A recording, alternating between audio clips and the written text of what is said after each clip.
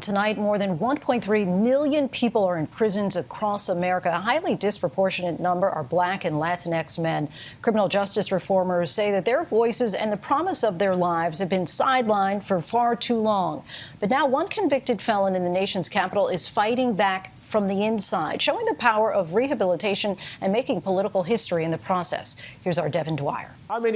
From his cell block inside D.C. jail, Joel Caston is forging a new path to redemption. One of my primary jobs is not only mentoring, but also being able to give you all wholesome content. Money coming in. He teaches economics, leads Christian worship, and mentors dozens of fellow inmates in a program he helped create.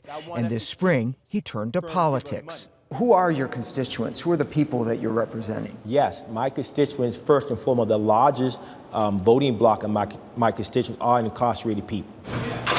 After 27 years locked up for murder as a teenager, Caston launched a campaign for a seat on D.C.'s Advisory Neighborhood Commission and won, becoming the first person in the nation's capital to win election while incarcerated. Had you ever voted before? I never voted before. So you were running for office and you had never even participated in the democratic process before. Isn't that amazing?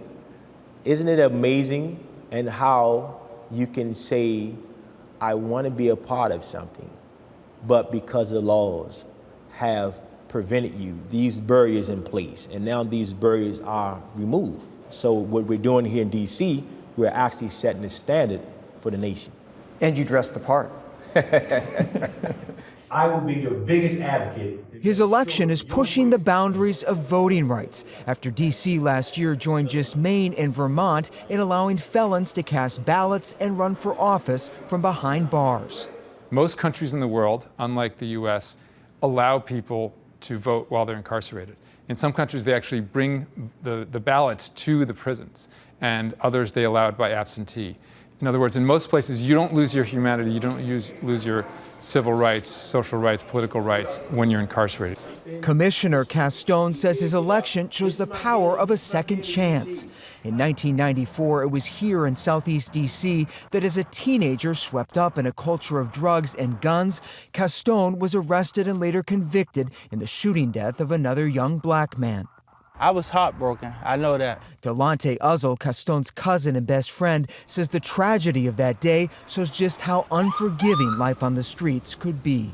You could get hurt walking to the store. If Joel was fighting, we had to fight. If I was fighting, they had to fight. How have you noticed Joel change? He's always been that guy since I can remember. Always like the best reading groups, always been smart. Were you shocked when he was elected as a commissioner in D.C.? I was shocked, but it wasn't a surprise. That's just always been him. The family of the victim in Caston's case has given its full endorsement in a statement to ABC News saying, "We believe in forgiveness and we hope Joel will do good work in the community." As a teenager, I was once a drug dealer myself. I was once a gunman myself as a teenager, and I paid a huge penalty for that. That's my incarceration. But throughout my incarceration, the best advice my queen gave me was find God, and I sought God.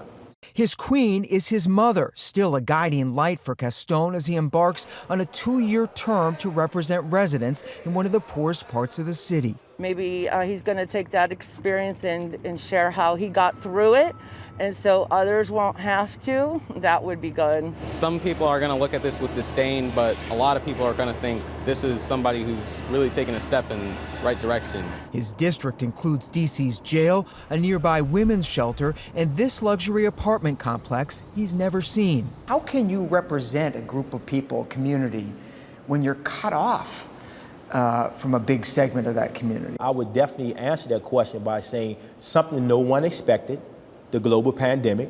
A lot of meetings, a lot of engagement has taken place over Zoom. So now as an ANC commissioner, one of the things I do have access to is a computer. So you're Zooming from inside this cell block? I'm Zooming from the inside. You have an office inside I'm inside the block. office. Yes, I do, yes. You oversee everything from liquor license approvals to sidewalk repair to public safety. Can you credibly advocate for public safety from in here? I can, because those matters are matters that matters to my constituents. And so it behooves me to educate myself Joel Caston has probably more than any person in the country that I've heard of. He has the right to redeem himself and to have another chance. Georgetown professor Mark Howard has taught Caston and encouraged him to run for commissioner. He calls him a model for the nation. He's just so bright, outgoing, positive, inspirational to everyone around him. He represents not only the people in his district, but he represents all incarcerated people by showing what they're capable of. Caston has taught himself Arabic and Mandarin, studies the Bible in French and Spanish, and has published a curriculum of books to help inmates learn the basics of investments and savings. We want people on the inside thinking like citizens, and it seems oxymoronic, right? However, if we can get them thinking this way while they're in the inside, the overarching goal is that will be the mindset on the outside. So we're changing the narrative. Later this year, he expects to start his next chapter on parole. Living in the district he'll represent as commissioner while chasing his passion for entrepreneurship. Just taking the spotlight off me for a second, I think all lives matter, all voices matter, everyone's voice matters.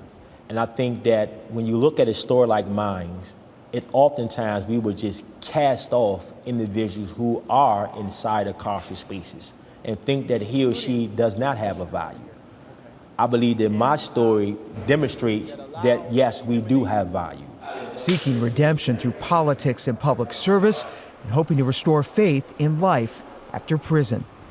For ABC News, I'm Devin Dwyer in Washington. Giving a lot of people hope and purpose. Our thanks to Devin for bringing us that story.